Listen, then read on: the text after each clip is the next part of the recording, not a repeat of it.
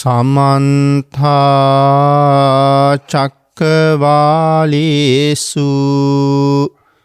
අත්‍රා ගච්ඡන්තු දේවතා සද්ධම්මං මුනි රාජස්ස සුනන්තු සග්ග මොක්ඛදං ධම්මස්සවන කාලෝ අයං බදන්තා ධම්මස්සවන කාලෝ අයං බදන්තා ධම්මස්සවන කාලෝ අයං බදන්තා නමෝ තස්ස භගවතු අරහතු සබ්බ ධම්මේසු අප්පටිහත ඥානචාරස්ස දස බලධරස්ස චතුවේ සාරජ්‍ය විසරදස්ස සබ්බ සත්තුත්තමස්ස ධම්මිස්ස රස්ස ධම්මරාජස්ස ධම්මස්සාමිස්ස තථාගතස්ස සබ්බඤුනෝ සම්මා සම්බුද්දස්ස.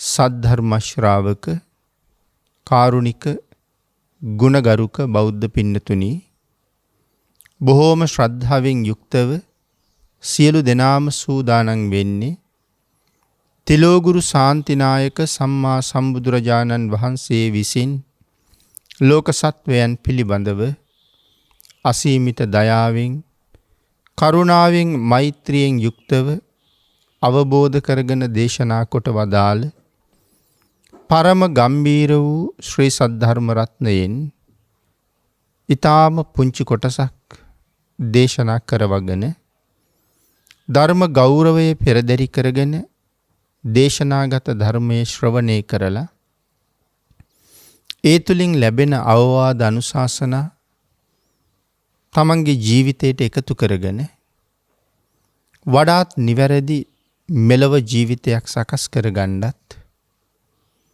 නිවැරදි වුණ මෙලව ජීවිතයක් තුලින් සුගතිගාමී වූ පරලොව ආයති භවයකින් සැනසෙන්නත් අවසානයේ ප්‍රාර්ථනා කරන බෝධියෙන් සැප සහිත ප්‍රතිපදාවෙන් ඊ타ම ඉක්මන් භවයක උතුම් චතුරාර්ය සත්‍ය ධර්මය අවබෝධ කරගෙන මේ සංසාරයෙන් එතර වීමේ බලාපොරොත්තු ඇතුව පින්නතුනි, ඒ උතුම් බලාපොරොත්තු උතුම් ප්‍රාර්ථනා ඒ ආකාරයෙන්ම මුදුන්පත් කර ගැනීම සඳහා උතුම් වූ ධර්ම දානානිසංසයත් ශ්‍රවණානිසංසයත් සියලු දෙනාටම හේතු වේවා කියලා ප්‍රාර්ථනා කරනවා. පින්නතුනි, අද ධර්මදේශනාවේ මාතෘකාව හැටියට මම යොදා ගන්න කල්පනා කළේ ධම්මපද පාළියේ චිත්ත කියන වර්ගයේ සඳහන් වන බුදුරජාණන් වහන්සේ දේශනා කොට වදාළ උතුම් ගාථා රත්නයක්. දිසෝ දිසං යන්තං කෛරා වේරී වාපන වේරිණං මිච්ඡා පනිහිතං චිත්තං පාපියෝනං තතෝ කරේ. මේ ගාථා රත්නයේ සරල තේරුම හොරෙකුට කරන අපරාධයකට වඩා වෛරක්කාරයෙකුට කරන අපරාධයකට වඩා පාපයට බර වෙච්ච හිත, වරදට යොමු වුණ හිත අපට මහා අනතුරක් කරනවා කියන කාරණාව. අපේ බුදුරජාණන් වහන්සේ මේ උතුම් ගාථා රත්නයේ දේශනා කොට වදාළේ නන්ද කියන ගොපල්ලගේ මරණය සම්බන්ධයෙන්. නන්ද කියලා කියන්නේ අනාථපිණ්ඩික සිටුතුමාගේ ගවයෝ බලාගත්ත එක ගොපල්ලෙක්. නන්ද ගොපල්ලෙක් වුණාට නන්ද බොහොම ධනවත් කෙනෙක්. ඒ වගේම තමයි නන්ද හොඳට කළගුණ දන්න කෙනෙක්. තමන්ගේ ස්වාමියා වෙනුවෙන් යම් යුතුයකමක් නන්දට කරන්න තිබුණා නම් ඒ හැම යුතුයකමක්ම නන්ද නොපිරිහෙලා තමන්ම කල්පනා කරලා සම්පූර්ණ කළා. ඒ කිව්වේ අනාථපිණ්ඩික සිටුතුමා වෙනුවෙන්. මාසයකට අඩ මාසයකට වාගේ වතාවක් පස්ගෝ රසයත් අරගෙන තමන්ගේ ස්වාමියා බලන්න යන එක නන්දගේ සිරිතක් පුරුද්දක් වෙලා තිබුණා. ඉතින් මෙහෙම යන අතරේ අනාථපිණ්ඩික සිටුතුමාගේ මාලිගාවේදී නන්දට බණ අහන්න ලැබෙනවා. බුදුරජාණන් වහන්සේ මහා සංඝරත්නය විශේෂයෙන් දකින්න ලැබෙනවා. සිටු මාලිගාව නිතර බුද්ධ ප්‍රමුඛ මහා සංඝරත්නයට දානශාලාවක්. ඉතින් නන්දටත් දවසක් හිතුණා අනේ මටත් බුද්ධ ප්‍රමුඛ මහා සංඝරත්නයේ වැඩමවල දානයක් පූජා කරන්න තිබුණා නම් කොච්චර හොඳද කියලා. නන්ද එක දවසක් තමන්ගේ හිතේ තිබිච්ච අදහස බුදුරජාණන් වහන්සේට මතක් කරලා ආරාධනාවක් කළා. ස්වාමීනි මට අනුකම්පා කරලා මගෙනුත් දාන වේලක් වළඳන්න වැඩම කරන්න කියලා. අපේ බුදුරජාණන් වහන්සේ නන්දගේ ආරාධනාව බාරගත්තා. හැබැයි අහවල් දවසේ වඩින්නම් කියලා නන්දට දිනයක් නියම වශයෙන් බුදුරජාණන් වහන්සේ මතක් කළේ නෑ. නන්දට ආපහු අහන්නත් බෑ. සුදුසු වෙලාවේ භාග්‍යතුන් වහන්සේ මට අවස්ථාවක් ලබලා දෙයි කියලා හිතලා නන්දත් නිශ්ශබ්ද වුණා. මෙහෙම ටිකක් කල් ගෙවිලා ගියා. නමුත් නන්දට තාම දිනයක් ලැබුණේ නෑ. එක දවසක් භික්ෂූන් වහන්සේලාත් එක්ක ධර්මචාරිකාවේ වැඩම කරලා ආපහු වඩින අපේ බුදුරජාණන් වහන්සේ මේ නන්දගේ ගෙවල් පිහිටලා තියෙන පැත්තෙන් වැඩම කළා. නන්දගේ ගෙවල් ආසන්නයේ තියෙන වනලැහැබක භික්ෂූන් වහන්සේලාත් එක්ක බුදුරජාණන් වහන්සේ විවේක ගත්තා. නන්දට ආරංචි වුණා බුදුරජාණන් වහන්සේ නන්දගේ ගම සමීපයේම වැඩ ඉන්නවා කියලා. නන්දට ඒක මහා සතුටට කාරණාවක්. නන්ද බුදුරජාණන් වහන්සේ හොයාගෙන ඒ වැඩ ඉන්න තැනට ආවා. භාග්‍යතුන් වහන්සේට වන්දනා කරලා සතුටු සාමීචයේ කතා බහ කළා. ඒ වෙලාවේ නන්ද නැවත වතාවක් ආරාධනාව මතක් කරලා බුදුරජාණන් වහන්සේගෙන් ඉල්ලීමක් කළා. ස්වාමීනි හෙට මගේ දාණය පිළිගන්න බැරිද කියලා. බුදුරජාණන් වහන්සේ ඒ ආරාධනාව ඒ වෙලාවෙම ඉවසලා හෙට දවසේ දානෙට වඩින්න බවට ඔහුට ප්‍රතිඥාවක් දුන්නා. කලින් දවසේ නන්ද ආරාධනා කරනකොට භාග්‍යතුන් වහන්සේ දිනයක් වෙලාවක් ඔහුට නියම කළේ නැහැ. පින්නතුනි බුදුරජාණන් වහන්සේ නන්දට එදා අහවල් දවසේ වඩින්නම් කියලා උත්තරයක් නොදෙන්න ප්‍රධාන කාරණා කීපයක් තිබුණා. එයින් ප්‍රධානම එකක් තමයි නන්දගේ ශ්‍රද්ධාව හොඳට තියෙනවා. නමුත් තවම නන්දගේ ප්‍රඥාව හොඳට වැඩිලා නැහැ. නන්දගේ ප්‍රඥාවත් දියුණු වෙනකන් තමයි භාග්‍යතුන් වහන්සේ මේ කල් ගනිමින් ඉන්නේ. දැන් මුල් ආරාධනාවෙන් කාලයක් ගිහිල්ලා නන්දගේ ප්‍රඥාවත් සෑහෙන්න දියුණුයි. දැන් තින් නන්දට අනුග්‍රහ කරන්න කාලයත් හොඳයි. මොකද නන්ද නොදන්නව වුණාට නන්දට ජීවත් වෙන්න තව වැඩි දවසක් නැහැ. ඉතින් ඒ කාරණාවත් බුදුරජාණන් වහන්සේ දන්නවා. ඉතින් ඒ නිසා තමයි භාග්‍යතුන් වහන්සේ නන්දට අනුකම්පා පිණිසමයි මේ පළාතට වැඩම කළේ. නන්ද මතක් කළා හෙට දවසේ දානෙට වඩින්න කියලා. බුදුරජාණන් වහන්සේ වඩින බව ප්‍රකාශ කරාම නන්දට ඇති වුණේ පුදුමාකාර සතුටක්. ජීවිතේ මෙතෙක් කවදාවත්ම නොලැබිච්ච සතුටක්. පින්නතුනි හැබෑවටම ඒක විස්තර කරන්න බැරි සතුටක්. එවන් අවස්ථාවක් ඔබට මට ලැබුණා නම් ඒක කොයි වගේද කියන කාරණාව අපිට තේරෙන්න තිබුණා. මහා කල්ප අසංඛ්‍ය 4.1 ලෝක සත්වයා කෙරෙහි අනුකම්පාවෙන් අනන්ත දුක් විඳිමින් පාරමිතා පුරාගෙන මේ සංසාරේ ඇවිල්ලා ඒ පාරමිතාවේ අග්‍ර ඵලය මුදුන්පත් කරගෙන ලෞතර බුද්ධ රාජ්‍ය ලබාගත් අපේ බුදුරජාණන් වහන්සේ යම් පුජ්‍යලයකට අනුග්‍රහ පිණිස ඔහුගේ ආරාධනාව බාර අරගෙන ඒ නිවසට වඩිනවා කියන කාරණාව මොනතරම් සුවිශේෂී කාරණාවක්ද? ඒ ආරාධනාව කරන කෙනා මොනතරම් පුණ්‍යවන්තද? බුදුරජාණන් වහන්සේට පිළිගන්නපු දානේ නිවන් දකින්නතුරු ඔහුට කොයි තරම්නම් කාලයක් මේ සංසාරේ සැප විපාක ගෙනල්ලා දෙනවද? මේ ආදී වශයෙන් කරුණු එකින් එක කල්පනා කළොත් මේ අවස්ථාව මොනතරම් වාග්ය සම්පන්නද කියලා අපිට වැටහෙන්නේ එදාට. නන්ද ඒ වාග්ය ලැබුවා. නන්දට ඒ සතුට තියෙනවා. නන්දගේ ඉහේ මල් ගොන්නක් පිපුණා වගේ. නන්ද නිවසට ගිහිල්ලා තමන්ගේ පිරිසත් එක්ක තමන්ගේ නිවස දිව්‍යමය මාලිගාවක් වගේ සැරසුවා. බුදුරජාණන් වහන්සේ වැඩ ඉන්න වනල හැබේ ඉඳලා නිවසට එනකන් මග දෙපස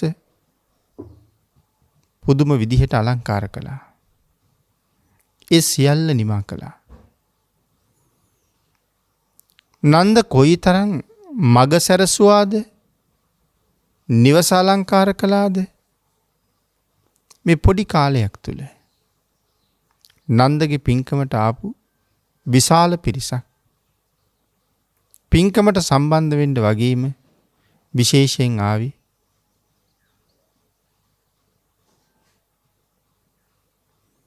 නන්දගේ සැරසිලි බලන්නත් එක්ක. පහුවදා බුදුරජාණන් වහන්සේ නියමිත වේලාවට නන්දගේ ගෙදරට දානෙට වැඩියා. නන්දත් නන්දගේ පිරිසත් ඊ타මත් සතුටින් පිනාගිය ශ්‍රද්ධාවකින් බුද්ධ ප්‍රමුඛ මහා සංඝරත්නයට දම් පූජා කළා. දන් වළඳලා ඉවර වෙලා නන්ද බුදුරජාණන් වහන්සේ ළඟට ගිහිල්ලා බොහෝම ප්‍රීතියෙන් බුදුරජාණන් වහන්සේට මතක් කරනවා, ස්වාමීනි භාග්‍යතුන් වහන්සේ, භාග්‍යතුන් වහන්සේගේ අනුකම්පාව කරුණාව මට අද ලැබුණා. ස්වාමීනි මම අද නැවත භාග්‍යතුන් වහන්සේගෙන් ඉල්ලීමක් කරනවා. දවස් 7ක්ම දන් පූජා කරන්න මට අවස්ථාව දෙන්න කියලා. නන්ද කොයිතරම් පින් කරලා තියෙන්නේ නැද්ද? නන්දගේ ඉල්ලීමට බුදුරජාණන් වහන්සේ එකඟ වුණා. එක දිගට 7 දවසක් දන් දෙන්න නන්දට අවස්ථාව ලැබුණා. නන්ද 7 දවසෙම ප්‍රණීත ආහාර පාන ආදීන් බුද්ධ ප්‍රමුඛ මහා සංඝරත්නයට සංග්‍රහ කළා. 7 වෙනි දවසේ දානේ වළඳලා ඉවර වෙලා අපේ බුදුරජාණන් වහන්සේ ධර්ම දේශනාවක් කළා. ආන්ගේ ධර්ම දේශනාව ඉවර වෙනකොට නන්ද නම් වූ ගෝපල්ලා දහසක් නයින් ප්‍රතිමන්විත අති උතුම් සෝවාන් ආර්ය මාර්ගඵලය ලබා ගත්තා. සෝවාන් මාර්ගයට පත් වුණා කියලා කියන්නේ ජීවිතයේ ලබන සුවිශේෂී ලාභයක්. මේ සංසාර ගමනේ ලබන අති විශිෂ්ටතම ලාභයක්. කෙනෙක් සෝවාන් බවට පත් වෙනවා කියන කාරණාව මේ තරම් සුවිශේෂී වෙන්න හේතුව මොකද්ද? පින්නතුනේ ඔබත් මමත් මේ සංසාරේ කරගත්ත කර්ම කොපමණ තියෙනවද? අපි රැස් කරපු අකුසල් කොච්චර තියෙනවද? අද මනුස්ස ජීවිතයක් ලබාගෙන මේ විදිහට අපි කටයුතු කළාට නිරයේ ඉපදිලා අවුරුදු කෝටි ප්‍රකෝටි ගණන් නිමක් නැති අප්‍රමාණ දුක්ඛන්දරාවක් විඳින්න තරම් පෙර කරන ලද කර්ම අපිට තියෙනවා. ඒ කර්ම තවම අපට විපාක දුන්නේ නැහැ. මේ භවයත් මනුස්ස ලෝකෙට තීරණය වෙච්ච නිසා ඒ කර්ම වලට විපාක දෙන්න විදිහක් නැහැ. මොකද නිරයක විපාක දෙන විදිහට මනුලවදී විපාක දෙන්න බෑනේ. පෙර කරපු කුසල කර්මයක් තමයි මේ මනුලව භුක්ති විඳගෙන යන්නේ. නමුත් අපි නිරයට ගෙනියන්න හේතු වෙච්ච කර්ම අහෝසි වෙන්නෙත් නැහැ. ඒ කර්ම හේමම තියෙනවා. මේ භවයේ විපාක දුන්නේ නැත්තම් ඊළඟ භවයේ විපාක දෙනවා සමහර කර්ම. දෙවනි ආත්ම භාවයේ විපාක දුන්නේ නැත්තම් සමහර කර්ම සංසාරේ කවදා හරි දවසක විපාක දෙනවා. ඒ වාගේ භයානක කර්ම ඕන තරම් අපි කරලා තියෙනවා. නමුත් අවස්ථාව ආපු ගමන්ම ඒ කර්ම අපිට විපාකත් දෙනවා. නිරේ දුක් විඳින්න තියෙන කෙනා නිරේට යනවා. තිරිසන් ලෝකෙට යන්න ඉන්න කෙනා තිරිසන් ලෝකෙට යනවා. ප්‍රේතෙක් වෙන්න ඉන්න කෙනා ප්‍රේතෙක් වෙනවා. නමුත් පින්නතුනි සෝවාන් වෙනවා කියලා කියන්නේ නැවත සංසාර ගමනි කවර කවමදාකවත් සතර අපායට පතිත වෙන්නේ නැහැ කියන එකයි. සතර අපායේ උපද්දවලා දුක් දෙන්න හේතු වෙන සියලුම කර්ම අහෝසි කරලායි තියෙන්නේ. එතකොට අහෝසි කළා කියලා කිව්වේ සතර අපායේ උපද්දවන්න තියෙන කර්ම අහෝසි කරලා තියෙන්නේ. ඒ කර්මයම නිවන් දකින්නතුරු නිරයෙන් පිටපැත්තේ විපාක දෙන්න තියෙන අවස්ථා ඒ විදිහටම විපාක දෙනවා. නිවන් දකින්නතුරු ඒ කර්ම විපාක දෙනවා. එහෙමනම් සෝවාන් වුණා කියලා කිව්වේ නිරයේ උපද්දවන්න හේතු වෙන සියලු අතීත කර්ම අහෝසි කිරීමත් නැවත නිරයේ උපදින්න තරම් වර්තමානයේ කවර කවමදාකවත් කර්ම රැස් කිරීමත් දෙකම නැති කරලා දානවා. සෝවාන් වහන්සේ කවදාවත් පන්සිල් උල්ලංඝනය කරන්නේ නැහෙනි. නිරයට යන්න හේතු වෙන කිසිම කර්මයක් සෝවාන් වහන්සේ සිද්ධ කරන්නේ නැහැ. ඉතින් ඒ නිසා අතීත කර්ම ෂේ කරනවා. වර්තමානයේ අනාගතේ ඒ තරම් බරපතල කර්ම රැස් කරගන්නේ නැහැ. අනිත් එක තමයි මේ නිවන් මාගේ මේ පළවෙනි පියවර තමයි ළඟා වෙන්න තියෙන අපහසුම පියවර. සෝවාන් වෙන එක තමයි අමාරුම කාරණාව. එතනින් එහාට තියෙන තුන් ඵලයේම පහසුයි කියලා සඳහන් කරන්නේ. ඒ සඳහා කරුණු දේශනා කරපු තව නොඑක් සූත්‍ර දේශනා අපේ ධර්මයේ තියෙනවා. ඉතින් නන්ද සෝවාන් ඵලයට පත් වෙලා සංසාර ගමනේ මහා ජයග්‍රහණයක් ලැබුවා. දැන් දේශනාව ඉවර වෙලා බුදුරජාණන් වහන්සේ පිටත් වෙන්නයි සූදානම. නන්ද බුදුරජාණන් වහන්සේට වැඳලා පාත්‍රය භාග්‍යතුන් වහන්සේගේ අරගත්තා. පාත්‍රෙත් අතේ තියාගෙන නන්ද පසු ගමන් කරනවා. නන්ද තමන්ගේ නිවසෙන් එළියට බැස්සා. නන්ද තමන්ගේ නිවසේ කඩුල්ලෙන් එළියට ගියා. නන්ද නොදන්න දෙයක් මේ වෙලාවෙත් බුදුරජාණන් වහන්සේ දන්නවා. මොකද්ද නන්ද නොදන්න? බුදුරජාණන් වහන්සේ දන්න නන්දගේ ජීවිතයට සම්බන්ධ කාරණාව. නන්දගේ ගෙදරින් නන්ද එළියට බහිනකොට බුදුරජාණන් වහන්සේ දන්නවා මේ වහල යටට නන්ද ආයේ පණ පිටින් එන්නේ නැහැ කියලා. ගේට්ටුවෙන් එළියට එනකොට භාග්‍යතුන් වහන්සේ දන්නවා නන්ද මේ ගෙදරට ඇතුල් වෙන්න පණ පිටින් මේ ගේට්ටුවෙන් ඇතුළට ආයේ එන්නේ නැහැ කියලා. මාර්ගයට අවතීර්ණ වෙලා බුදුරජාණන් වහන්සේගේ පිටිපස්සෙන් පාත්‍රයත් අරගෙන එන ඔහු තබන පියවරක් ගානේ බුදුරජාණන් වහන්සේ දන්නවා මේ පහු කළ තැන නන්ද පණ පිටින් ආයේ පහු කරන්නේ නැහැ කියලා. ඒ කියන්නේ නන්ද අද දවසේ අනිවාර්යෙන් මරණයටපත් වෙනවා. නන්ද බොහෝ දුර පසු ගමන් කළා. එක් තැනකදී භාග්‍යතුන් වහන්සේ නතර වෙලා නන්දට කියනවා නන්ද දැන් බොහෝ දුර ආවා. දැන් ආපහු යන්න කාලය හොඳයි කියලා. නන්ද බුදුරජාණන් වහන්සේට වන්දනා කළා. පාත්‍රය පිළිගන්වලා වන්දනා කරපු නන්ද ආපහු ගෙදර යන්නට හැරුණා. එහෙම හැරිච්ච නන්දට මහ දුරක් යන්න බැරි වුණා. කැලෑවෙන් ආපු ඊතලයක් නන්දගේ සිරුර හරහා ගමන් කළා. එයින් ඉපදිච්ච වේදනාව නිසා ඒ අනතුරත් එක්ක නන්ද මැරිලා වැටුණා. නන්ද මැරිලා වැටෙනවා භික්ෂුන් වහන්සේලා දැක්කා. ඒ භික්ෂුන් වහන්සේලා විහාරයට වැඩම කළාට පස්සේ මේ සිද්ධිය ගැන සාකච්ඡා කර හිටියේ. අපේ බුදුරජාණන් වහන්සේ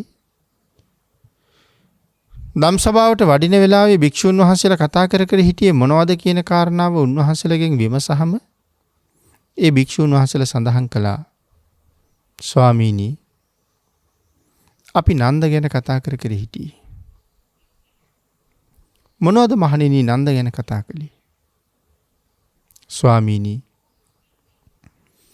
භාග්‍යතුන් වහන්සේගේ එදා වැඩම කිරීම අපිට හිතෙන්නේ නන්දට මහා අයහපතක් කළා කියලා. මොකටද හේතුව? උන්වහන්සේලා සඳහන් කරනවා ස්වාමීනි එදා අපිත් එක්ක පසුගමන් කරලා භාග්‍යතුන් වහන්සේට වන්දනා කරලා නන්ද ආපහු ගෙදර යන්න හැරෙනකොට නන්දට කැලෑවෙන් ආපු ඊතලයක් වැදුනා. ස්වාමීනි නන්ද එතන මැරිලා වැටුණා. පින්නතිනි නන්ද එතන මැරිලා වැටෙන බව භික්ෂුන් වහන්සේලා කියනකම් බුදුරජාණන් වහන්සේ දැනගත්තේ නැතුව නෙමෙයි. බුදුරජාණන් වහන්සේ දන්නවා අද නන්දගේ ජීවිතය ඉවර වෙන දවස කියලා. ඒක නන්දේ සංසාරේ කරගත්ත කර්මයක් එක්ක සිද්ධ වෙන දෙයක්. ඉතින් යතීත කර්මයට ඔබටත් මටත් මූණ දෙන්න සිද්ධ වෙනවා. බුදුරජාණන් වහන්සේ කලේ නන්ද අද දවසේ මැරෙන බව දැනගෙන නන්දට පිහිට වෙච්ච එක.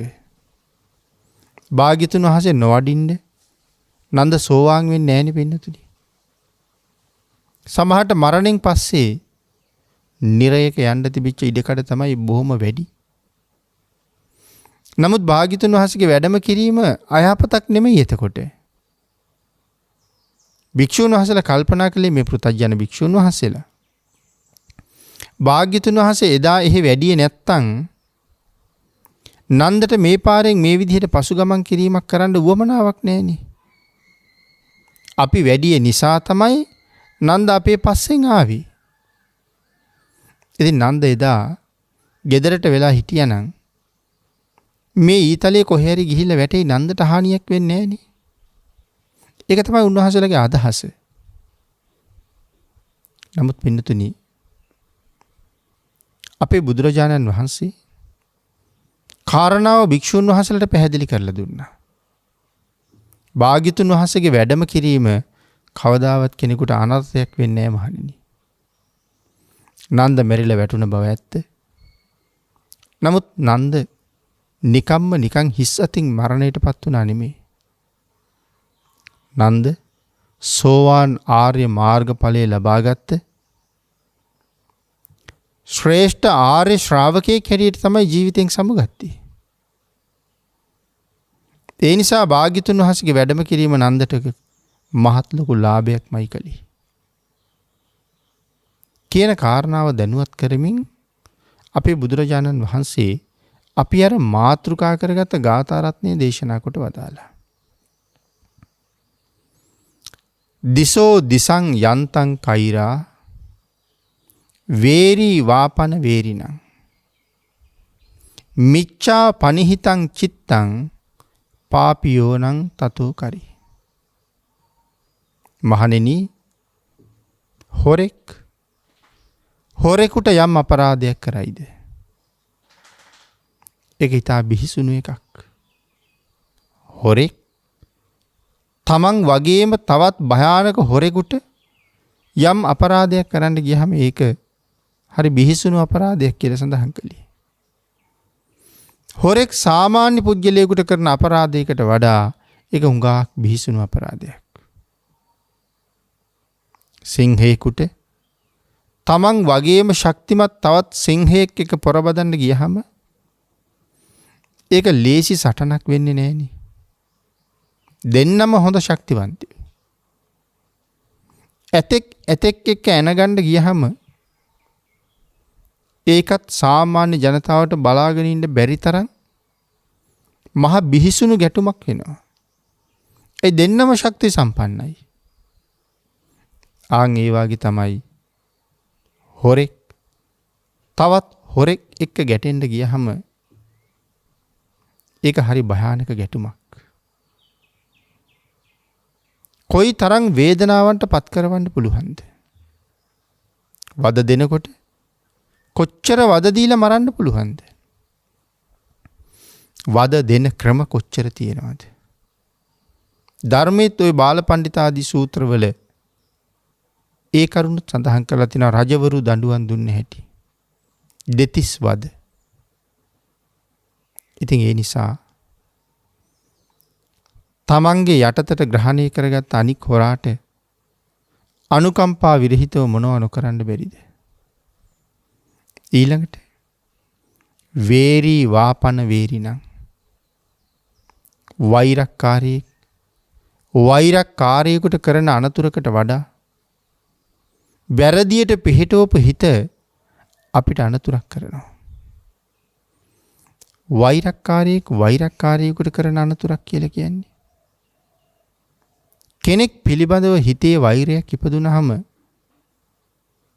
අපි මේ පුජ්‍යලයට මොනතරම් කරදර කරනවද? ඒ වෛරී සිත නිසා. නිකන් හිතන්න. එකට හිටපු දෙන්නෙක් පස්සේ කාලේ අමනාප වෙලා මහා වෛරක්කාරයෝ බවට පත් වෙනවා. පෙර හොඳ යාළුවෝ දෙන්නෙක්. නමුත් කරදරයක් කරන්න එළඹුණාම වෛරක්කාරයාට කරන කරදරේ සාමාන්‍ය මිනිහෙකුට කරන කරදරයට වඩා සමහරලාට 100,000 ගුණයකින් ලොකු එකක් වෙන්න පුළුවන්. දැන් අපි අහනවා නිතර සමහර වෙලාවට කෙනෙකුට පිහියෙන් යනලා. හැබැයි එක පොලකට නෙමෙයි 10-15 පොලකට යනලා. 20-30 පොලට පිහියෙන් යනලා. ඇයි මේ? හිතේ තියෙන වෛරයක්. ඒ වෛරේ නිමෙනකම්ම පිහිපාරෙන් දෙකෙන් ඔහු මැරිලා ගියත් තමන් ඇනගෙන යනවා අර කේන්තිය නිසා. වෙඩි තියන්න ගත්තාම එක දිගට වෙඩි තියාගෙන යනවා. අර වෛරී හැඟීම නැති වෙනකම්. සමහරවිට ගිනි තියන්නත් පුළුවන්. මෙන්න මේ වාගේ වෛරයෙන් පිරුණු හිත තවත් කෙනෙකුට මොනතරම් අනතුරක් කරනවද? වෛරක්කාරයෙකුට කරන අනතුරක් මොනතරම් බිහිසුණුද කියලා මෙතන සඳහන් කළේ ඒකයි. ඒක ඒ තරම්ම බිහිසුණු නිසයි භාග්‍යතුන් වහන්සේ මේක දේශනාවට එකතු කරලා තියෙන්නේ. හැබැයි ඊළඟට බුදුරජාණන් වහන්සේ දේශනා කරනවා මහණෙනි හොරෙකුට කරන අපරාධයට වඩා වෛරක්කාරයෙකුට කරන අපරාධයට වඩා වැරදියට පිහිටවාගත්ත හිත ඒ පුද්ගලයාට අනතුරක් කරනවා කියලා. අකුසලයට බර වෙච්ච පාලනය නොවුන හිත සත්වයාගේ සංසාර ගමන තවත් බොහොම දිග ගමනක් බවට පත් කරනවා. ඒ නිසා අපේ බුදුරජාණන් වහන්සේ දේශනා කළා මහණෙනි මෙලව ජීවත් වෙන කෙනෙක් තමන්ට යහපතක් වෙනුවෙන් බොහෝ දේවල් කරගත යුතුයි. තමන්ගේ හිත පාපයට යන්නේක වළක්වා ගත යුතුයි. සත්වයාගේ ස්වභාවය නිරන්තරයෙන් අකුසල් පැත්තට ගමන් කරන එක. මේක ලෝක ස්වභාවයේම හැටි. අකුසල් පැත්තට තමයි වැඩියෙන් අපේ හිත යොමු වෙන්නේ. අකුසලයෙන් ඈත් වෙලා කුසලයේ පැත්තට යන්න යම් කෙනෙක් හිත හදන්න උත්සාහ කරනවද? ඒක හරියට කොයි වගේද පින්නතුනි? උඩුගම් බලා පීනන්න හදනවා වගේ. අපි හැමෝම දන්නවා පව් කරන එක වැරදි. පව් කරාම සතර අපාය යන්න සිද්ධ වෙනවා. මෙලොවදී විපාක විඳින්න සිද්ධ වෙන හේතු තියෙනවා.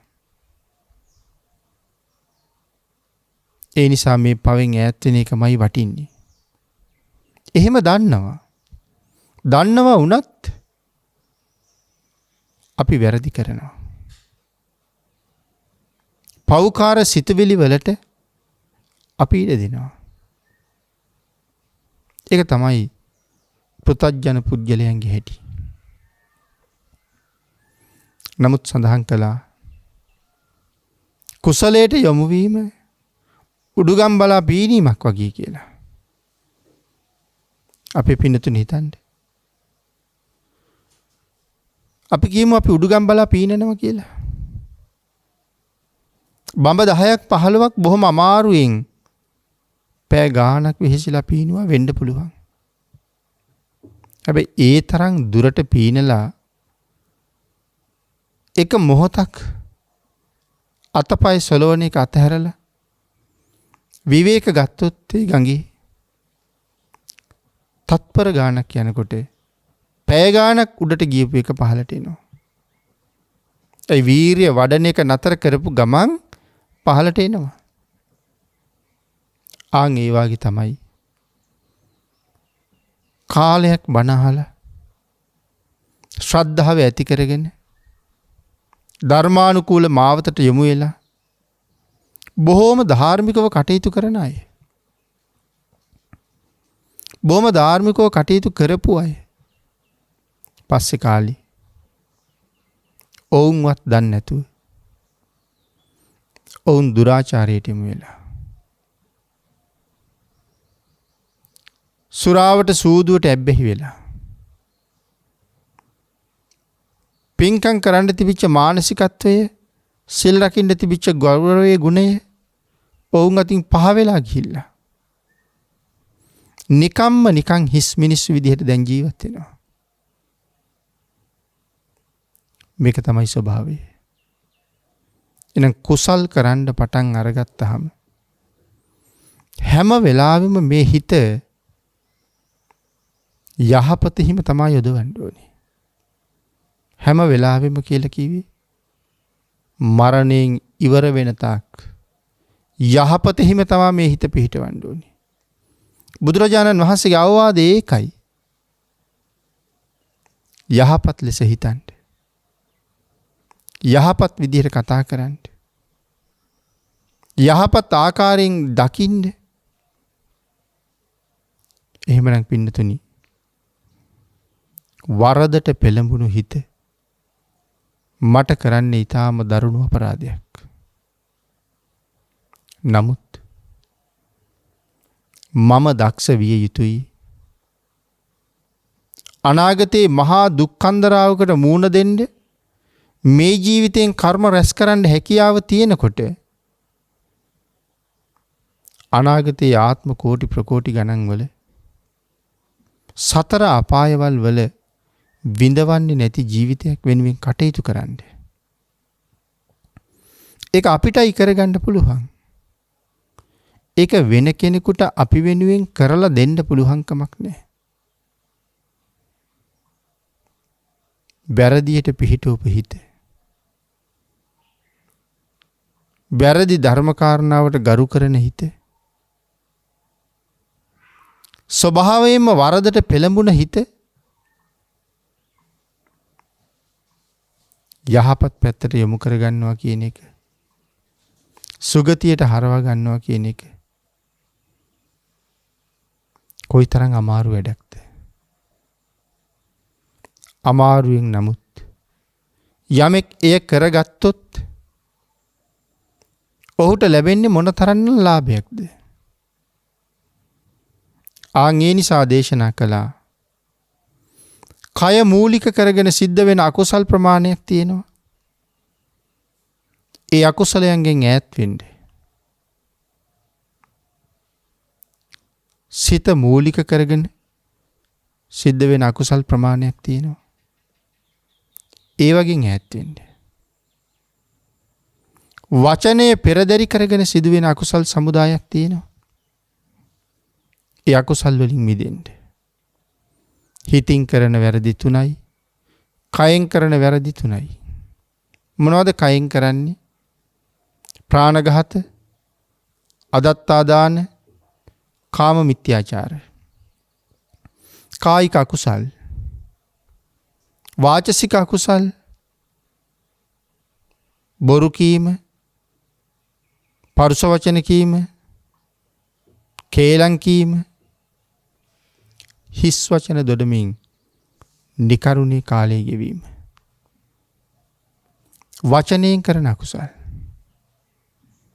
අවිද්‍යා, ව්‍යාපාද, මිත්‍යා දෘෂ්ටි. හිතින් කරන අකුසල්. මේවට කියනවා දස අකුසල් කියලා. සත්වයා බොහෝම සිහියෙන්ම සිටිය යුතුයි. මේ අකුසලයන්ගෙන් ඈත් වෙන්න. ඕනෑම මොහොතක මේ තිදොර මූලික කරගෙන අපේ ජීවිතය අකුසලයෙන් පුරවන්න පුළුවන්. සිහිය ප්‍රඥාව කොච්චර වටිනවද? යම් රූපයක් දැකලා ඒ රූපයට බැඳිලා රාගසිත උපදවාගෙන අකුසලයෙන් පොහොසත් වෙනවා කෙනෙක්. තව වෙලාවක ශබ්දයක් අහලා ඒ ශබ්දයට ඇලිලා එහෙම අකුසල් කරගන්නවා. මේ ඉන්ද්‍රියන් හැම එකක්ම අපිව අකුසලයටම අරන් යනවා. අතපය, ඇස් දෙක, කන් දෙක, මුඛය මේ ඔක්කොම වැරදි කරන්න පුළුවන් ඉන්ද්‍රියන් නෙමෙයිද? මේ හැම ඉන්ද්‍රියක්ම මාව අපායට ගෙනියන්න වැඩ කරනවා. ඒක තමයි ස්වභාවය. නමුත් ඒ තුල අපිට අවබෝධය නැති නිසා අපි හරියට සතුටක් මිහිරක් විඳිනවා. නමුත් සිහිය ප්‍රඥාව තියෙන කෙනා හොඳ ආකාරවම දන්නවා මේ ඇස් දෙකෙන් අකුසල් විතරක් නෙමෙයි කරන්න පුළුවන්. මේ ඇස් දෙකෙන් කුසල් වඩන්නත් පුළුවන්. මේ ඇස් දෙක කියලා කියන්නේ අතීත සංසාරේ මං කරගත්ත මහා පුණ්‍ය ප්‍රවාහයක ප්‍රතිඵලයක්. ඔබ මම ළඟ පෙර කරන ලද පින් අඩු නැතුව තියෙනවා. ඒ කියන්නේ පෙර පින් කරපු බව පේනවා. පෙර පින් කළ බව කියාපාන සාධක තමයි හොඳට පේන ඇස් දෙක. හොඳට හසුරවන්න පුළුවන්, කතා කරන්න පුළුවන් මුඛයක් ලැබිච්ච එක. හොඳට අතපය නිරෝගීව හම්බ වුණ එක. බොහෝම හොඳින් ඇහෙන කන් දෙකක් හම්බෙච්ච එක. රස දැනෙන දිවක් ලැබුණ එක. ගඳ සුවඳ දැනෙන නහයක් ලැබුණ එක. උස් වූ මේ ශරීරයේ පෙර කරපු පින්වල ප්‍රතිඵල නෙමේද? පෙර පින් කළ බව හොඳටම කියාපාන තැන්. සමහර අය ඉන්නවා ඇස් පේන්නේ නෑ උපතින්ම. තව සමහර අය ඉන්නවා කතා කරන්න බෑ උපතින්ම. තව සමහර අය ඉන්නවා ඇවිදින්න බෑ උපතින්ම. තව සමහර අය ඉන්නවා නිවැරදි තීරණයක් අරගෙන අනන්‍යතාවයකින් වැඩක් කරන්න බෑ කවදාවත්. එක්ක මන්දගාමි, නැත්තම් මන්ද බුද්ධික, එහෙම නැත්තම් උම්මත්තක. එහෙම අයත් අපේ සමාජයේ අපිත් එක්ක ජීවත් වෙනවා. ඒ අයට තියෙන අඩුපාඩු ටික අපිට නෑ කියලා කියන්නේ ඒ අයට වඩා සසර කරගත්ත පින් හුඟක් තියෙනවා කියන එක. එහෙනම් පෙර පින් කළ බව අපට කියාපාන ප්‍රධාන හේතු මේ තියෙන්නේ. එතකොට මේ ඉන්ද්‍රියන් ලැබුණේ පෙර පින් කරපු නිසා නම් දැන් මේ ඉන්ද්‍රියන් භාවිතා කරන්න ඕනේ පව් කරන්න නෙමෙයි කියන එකයි කියන්නේ හැදී. දැන් ඒ ඉන්ද්‍රියන් භාවිතා කරන්න ඕනේ කුසලයේ සඳහායි. කුසල් වැඩිම සඳහායි. ඇස් දෙක ලැබුණෙම බුදුරජාණන් වහන්සේ දිහා බලන්න. භාග්‍යතුන් වහන්සේගේ ධර්මයේ ලියවුණ දහම් පොතපත කියවන්න. චෛත්‍ය බෝධිය බුදු පිළිම දැකලා හිතේ ශ්‍රද්ධාව උපදවා ගන්න. සදහැවතුන් සිද්ධ කරන මහා පූජාවන් දැකලා හිතේ සතුට ඇති කරගෙන එයින් කුසල් අත්පත් කරගන්න. එදිනෙදා මගේ කටයුතු පහසු කර ගැනීම සඳහා යහපත් හැම කටයුත්තකටම උපකාර කර ගැනීම සඳහා මේ ඇහැ මට ප්‍රයෝජනවත්. අනික් අයටත් ඇස් එහෙම්මම ප්‍රයෝජනවත්. නමුත් සමහරුන්ට ඇස් ලැබිලා නැහැ.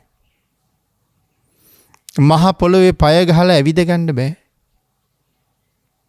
එහෙනම් ඒ අඩුපාඩු මට නෑ. ඒ කියන්නේ පෙර පින් කරපු බව.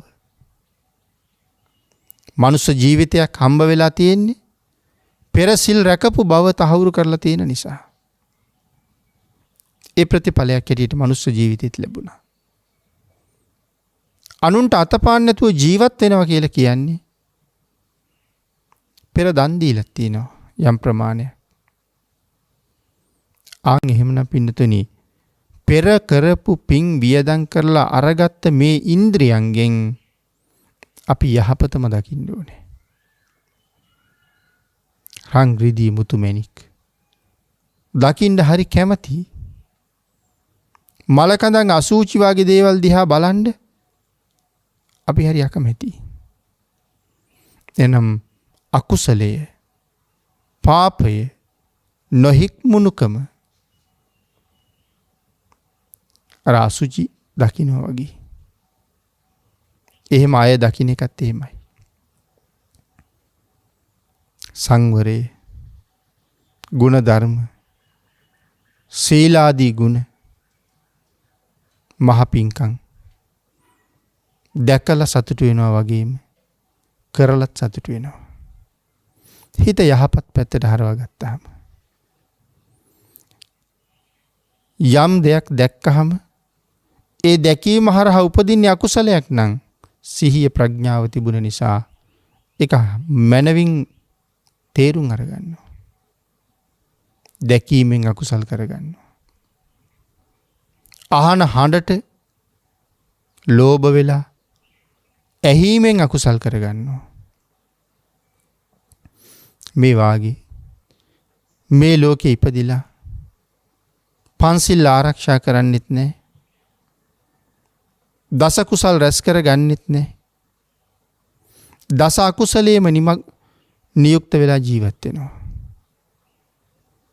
ඒ අකුසලය අති දීර්ඝ කාලයක් සංසාරේ විපාක දෙනවා. නිරයවල් වල උපද්දවනවා. තිරිසන් ලෝකවල උපද්දවනවා. പ്രേත ලෝකවල උපද්දවනවා. අසීමාන්තික දුක් විඳලා නැවත කවදා හරි ඒ නිරයන්ගෙන් නිදහස් වෙලා මනුලවට ආපු කාලික අපි කියනවා අකාලි මැරෙනවා. ප්‍රාණඝාත කරපු කර්මය සත්වයාගේ ජීවිතය අල්පායුෂ්ක කරනවා. නන්දත් අඩු කාලයකින් මැරිලා ගියා.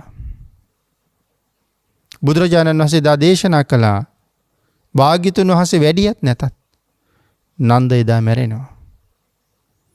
සිව් දිස අට දිසාවෙන් කොහෙ ගියත් නන්ද මැරෙනවා.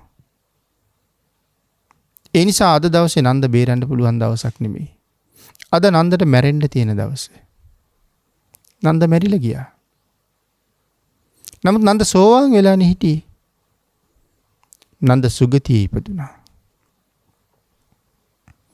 එතකොට මේ ජීවිතයේ ශ්‍රද්ධාවන්තයි සත්පුරුෂයෝ නිසා පිනට කැමති නන්ද පුදුම භාග්‍යයක් ලැබුවා බුද්ධ ප්‍රමුඛ මහා සංඝරත්නයට තමන්ගේ නිවහනේ දානයක් දෙන්න. ඒ සියල්ලම නන්ද කළා. හැබැයි නන්ද දැනගෙන හිටියේ නෑ පෙර කරපු අකුසලයක බලපෑමක් නිසා 7 වෙනි දවසේ දාන ඉවර වෙලා පසු ගමන් ගිහිල්ලා ආපහු එන්න හැරෙනකොට මං ජීවිතෙන් සමුගන්නවා කියලා. නන්ද තව කොච්චර බලාපොරොත්තු තියාගෙනද ගෙදරට එන්න හැරෙන්න ඇත්තේ. පින්නතුනි ඔබ ගැන හිතන්න. හෙට කරන්න කොච්චර දේවල් සැලසුම් කරලාද? අනිද්දට කරන්න කොච්චර දේවල් සැලසුම් කරලාද? ලබන අවුරුද්දේ කරන්න කොච්චර දේවල් සැලසුම් කරලාද? තවත් කොයිතරම් දේවල් සැලසුම් කරමින්ද ඉන්නේ ජීවිතේ. ගෙවල් හදන්න, යාන වාහන ගන්න, ආවාහ විවාහ වෙන්න, දරුමල්ලු හදාගන්න සැලසුම් කොච්චර තියෙනවද අපිට? නමුත් කවුද දන්නේ? ඒ ඔක්කොම සැලසුම් විතරක් බවට පත් කරලා අද දවසේ මගේ හුස්ම ටිකයි කියලා. ඒකට බාහිර කරදරයක් හේතු වෙයි කියලා අපි දන්නේ. නමුත් වෙන්න බැරි නෑ. වෙන්න තියෙන ඉඩකඩ තමයි වැඩි. මොකද සංසාරي කරගත්ත අකුසල ඕන තරම් තියෙනවා. ආන් ඒකින්ද අජ්ජේව කිච්ඡං ආතප්පං කෝජඤ්ඤා මරණං සුයි. අද කළ යුතු දේ අදම කරන්න. කවුද දන්නේ හෙට මැරෙයිද කියලා? ඔබත් එහෙම හිතන්න. කොයි තරම් අනාගත බලාපොරොත්තු තිබුණත් තනපතක් අගරැඳුන පිනි බින්දුවක් වගේ අස්තිර වූ ජීවිතයක් තියාගෙන තමයි ඒ තරම් බලාපොරොත්තු පොදිබඳින්නේ. ඒ දේවල් ඉවර වෙලා පස්සෙම පිනක් දහමක් කරනවා කියලා හිතනවා. වැඩ කටයුතු බොහොම වැඩි. මේ වගේ ටිකක් නිදහස් වුණාට පස්සේ නම් ඒක දිගටම සිල් ගන්න එනවා. දාන කීපයක්ම ගෙදර දෙන්න වුවමනාව තියෙනවා. මෙහෙම කතා කරනවා හරියට. කවුද දන්නේ ඒ වැඩ ඉවර කරලා සිල් ගුණ පුරන්න විවේකීව පින්කම් කරන්න ඔහුට අවස්ථාව ලැබෙයිද කියලා. අඥානකමක තරම පස්සේ කරන්න බලාගෙන ඉන්නවා. එහෙම නෙමෙයි පින්නතුනි. ඉඩ ලද හැම මොහොතකම කුසලයක් උදෙසාම යොමු වෙන්න. ඒ මෙලෝ වශයෙන්ුත් පරලෝ වශයෙන්ුත් අපිට පිහිට වෙනවා. බුදුරජාණන් වහන්සේක තැනක දේශනා කරනවා මහණෙනි. බොර වෙලා මඩ ඇවිස්සලා තියෙන විලක් දිහා බලාගෙන හිටියහම මොකවත්ම පේන්නේ නැහැ. පැහැදුණු වතුරේ බලාගෙන ඉන්නකොට යටින් එහාට මෙහාට යන මත්ස්‍යු, කැස්බෑව්, කකුළු, සිප්පි බෙල්ලෝ වගේ ඒ වගේ සත්තු බොහොම හොඳට පේනවා අර පැහැදිලි ජලය නිසා. නමුත් අපිරිසිදු ජලයක, මඩ වෙච්ච ජලයක මේ මොකවත්ම පේන්නේ නැහැ. භාග්‍යතුන් වහන්සේ දේශනා කරනවා මහණෙනි. ඒ මඩ වූ ජලයේ යටින් යමක් විනිවිද නොදකින්නවද? ආන් ඒ වගේම තමයි අකුසලයෙන් පිරුණ හිතක් තියෙන කෙනෙකුට කවදාවත් යහපත පේන්නේ නැහැ.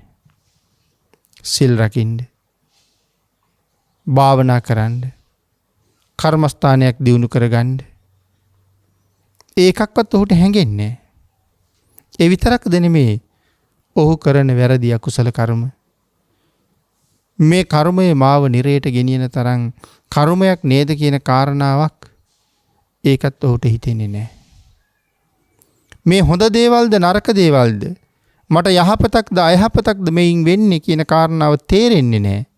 බොර වූ වතුර යටින් යමක් නොපෙනෙනවා වගේ ඔහුට ඔහුව තේරෙන්නේ නැහැ.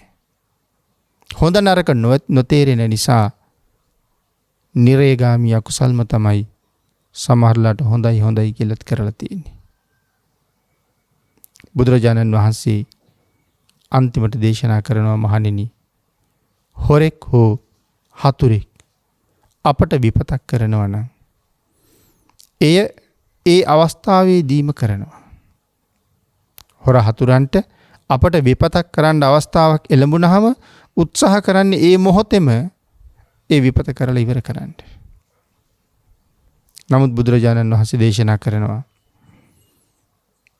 හොරෙක් හතුරෙක් ඒ මොහොතේම කරන කරදරේ කරලා නිමා කළාට යම් කෙනෙක් දස අකුසල කර්මපතෙහි යෙදුණා නම්, දස අකුසල කර්මපත වෙනුවෙන් තමන්ගේ හිත යොදවලා නම්, ජීවිත කාලේ වැඩියෙන් රැස් කරලා තියෙන කර්මපත නම්, දස අකුසල් නම්, ආන්ගේ අකුසලයට පුළුවන් මරණයට පත්වෙච්ච සත්‍යයා නිරේට අරන් යන්න. හැබැයි හොරාටවත් වෛරක්කාරයටවත් ඒක කරන්න බෑ. ඔහු කරන උපරිමය මරලා දාන එක. ඒකයි සඳහන් කළේ හොරෙක් හතුරෙක් කරන කරදරය ඒ මොහොතේම කරනවා. නමුත් දස අකුසල කර්මපතෙහි යෙදුන සිත නොඑක් සිය දහස් ගණන් ಜಾතිවල අපිට අසීමාන්තික දුක් වේදනාවල්ම උදා කරනවා. සඳහන් කළා හොරෙකුගෙන් වන විපතට වඩා වැරදි මග යෙදූ සිතින් වන විපත ඊටාම බලවත් කියලා. ආත්ම කෝටි ප්‍රකෝටි ගණන් සතර අපායි නිමක් නැති දුක්ඛන්දරාවල් භුක්ති විඳින්න සිද්ධ වෙනවා. ආන් ඒක හින්දා ඔබත් මමත් පින්නතුනි පෙර කරපු කර්ම බොහොම බහුලයි. නමුත් පෙර පිනක් නිසා මේ ශ්‍රේෂ්ඨ ජීවිතය ලැබුණා. පෙරත් කරපු කර්ම බහුල නම් අදත් කර්ම ගොඩක් කරලා පෙර ගොඩට එකතු කරන්නේ නැතුව බුද්ධාන්තරයක් මට හම්බ වෙලා දෑත දෝත එකතු කරගෙන බුදුරජාණන් වහන්සේ ළඟ වැඳ වැටුණත් දිව්‍ය මානුෂික සැප සම්පත් ලබන්න ඒ වන්දනාවම ප්‍රමාණවත් කියලා සඳහන් කරලා තියෙනවා. එහෙමත් කරුණු දේශනා කරලා ශ්‍රද්ධාවෙන් කරන වන්දනාවම කොයිතරම් උතුම්ද, එතන ඉඳලා කොයිතරම් පිං රැස් කරගන්න අවස්ථාව ලැබිලා තියෙනවද? ආන් ඒ අවස්ථාවෙන් වහවහ ප්‍රයෝජන ගන්න පෙර අකුසලයේ මාපස්සෙන් ගමන් කරන බව ඇත්ත කොතනදී පහර දෙයිද කියන කාරණාව නොදන්න නිසා අදම දැන්ම කල යුත්තේ කරගෙන නිමා කරන්න ඔබ සියලු දෙනාට තුනුරුවන්ගේ ආශිර්වාදයෙන් ශක්තිය, ධෛර්යය, වාග්ය, වාසනාව උදා වේවා කියලා ආශිර්වාද කරනවා. පින්නතුනි, අද ධර්මදේශනාවේ උතුම් දායකත්වයේ දරනු ලබනවා කුරුණෑගල ඉහළ ගොකරැල්ලේ පදිංචි මංගල අධිකාරී මහත්මයා, බිරිඳ චාන්දනී සන්ධ්‍යා කරුණාතිලක මහත්මිය, මව කමලාවති තෙන්නකෝන් මහත්මිය සහ අනුරාධා වීරරත්න දියණිය යන අය විසින් සදැහැති දායකත්වය ලබා දෙන බව සිහිපත් කරනවා. උතුම් අරමුණු හැටියට සඳහන් කරලා තියෙනවා. පරලෝ සැපත් වුණ තම දෙමව්පියන්ට පින් අනුමෝදන් කිරීම මූලික අරමුණින් යුතුව මේ උතුම් ධර්ම දානමය පින්කම සිදු කරනු ලබන අතර මෙයින් ජනිත වන්නා වූ මහා කුසල සම්භාරය මීට වසර 22කට පෙර පරලෝ සැපත් වන්නට යෙදුණු ඒ චන්ද්‍රසේකර පියාණන්ටත්, වසර 11කට පෙර පරලොව සැපත් වුණ සීලවතී විජේසිංහ මෑණියන්ටත් මේ පින් අනුමෝදන් වේවා. භව ගමන සැපවත් වේවා. ඉක්මන් භවයකදී නිර්වාණ මාර්ගය සම්පූර්ණ කර ගැනීම පිණිස මේ කුසල් හේතු වේවා. පරලොව සැපත් වන්නට යෙදුණ ආනන්ද සොහොයුරාට, ලෙස්ලී සොහොයුරාට, වී.ජී. දයාපාල මස්සිනාට, කරුණාරත්න මස්සිනාට, ටී.එස්. කරුණාතිලක පියාණන් ඇතුළුව පරලොව සැපත් වුණ සියලුම ඥාති වර්ගයාට මේ පින් අනුමෝදන් වේවා. ඉක්මන් භවයකදීම අමා මහ නිවන් සෝය ලැබේවා. රටදැය වෙනුවෙන් දිවිපිදු වීරෝදාර රණවිරුවන් ඇතුළුව සාංසාරික ඥාති හිතමිත්‍රාදීන්ට මේ කුසල් අනුමෝදන් වේවා. සියලු දෙනාම සුගතිගාමී වේවා. අනුරාධපුර කටුකැලියාව අබේගිරි විහාරයේ වැඩ වාසය කරන නාඩගම්මන කුඩාගම්මන ධම්මදින්නා මෙහෙණින් වහන්සේට ත්‍රිවිධ රත්නයේ ආශිර්වාදය ලැබේවා. නිදුක් නිරෝගී භාවයේ සුවපත් භාවයේ චිරජීවනයේ සැලසේවා. දේශකයන්න් වහන්සේටත් උන්වහන්සේගේ මව්පියන්ටත් දායකත්වයේ දරූ සෑම දෙනාටත් ධර්ම ශ්‍රවණය කළ ලක්වැසි ලෝවැසි සියලු දෙනාටමත් මේ ධර්ම දානමය උතුම් පුණ්‍ය කර්මයෙන් රැස් කරගත්ත සියලු පුණ්‍ය ධර්මයන් නිදුක් නිරෝගී භාවයේ චිරජීවනයේ උදෙසා හේතු වේවා. ඊ타ම ඉක්මන් භවයක ඊ타මත්ම කෙටි කාලයකින් සැප සහිත ප්‍රතිපදාවකින් සියලුම දෙනාට උතුම් අමා මහ නිවනින් සැනසෙන්න මේ පුණ්‍ය ධර්මයන් අනුමෝදන් වේවා කියලා දායක පිරිස විසින් පුණ්‍යානුමෝදනා කරලා තියෙනවා. දායක පිරිසටත් පින් අනුමෝදන් කළ හැම කෙනෙකුටම උතුම් අමා මහ නිවනින් සැනසෙන්න මේ සියලුම පුණ්‍ය ධර්මයන් එකසේම හේතු වේවා කියලා ආශිර්වාද කරනවා. ආකාසට්ඨා ච බුම්මට්ඨා දේවා නාග මහිද්దికා පුඤ්ඤන්තං අනුමෝදිත්වා චිරං රක්ඛන්තු ලෝක සාසනං දේවෝ වස්සතු කාලේන සස්්‍ය සම්පatti හේතුච පීතෝ භවතු ලෝකෝ ච රාජා භවතු ධම්මිකෝ. මෝහක්ඛයෝ නිබ්බානං